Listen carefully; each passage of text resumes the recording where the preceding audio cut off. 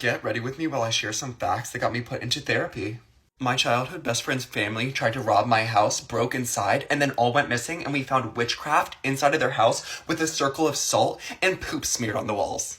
I used to fake being sick, and my family decided to take me to the hospital when I told them I was so bad I couldn't even stand up. They take me to the hospital, and they find out that I absorbed my triplet in the womb. Yes, I'm a twin. And they find all of its bones inside of my abdomen. My dad has violent road rage, and growing up, he would take a gallon of milk when we went to the store and throw it out the window at people's car windshields. And then one time we were on the highway, this man swerved in front of him. He swerves back and hands me a jar full of coins and has me throw them out the window.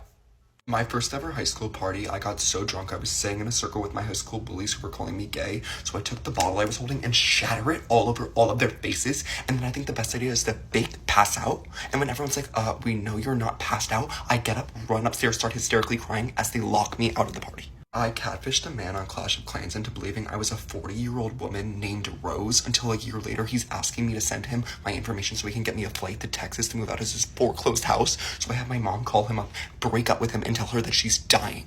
The first guy I ever dated got deported on my birthday. I drive him to the airport. 12 hours later, I see on his story that he's back with his wife and kids.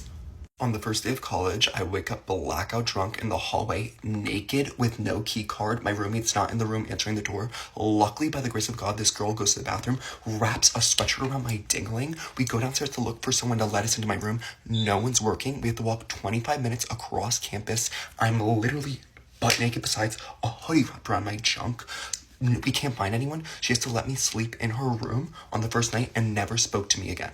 I used to bully myself anonymously on my friend's Ask FMs until one day I posted it on my birthday and my friend's like, no, my brother's a good computer hacker. We're gonna find out who this is. I confess everything. They tell on me to the principal. I literally get out of school suspension for 2 weeks and none of my friends talk to me anymore.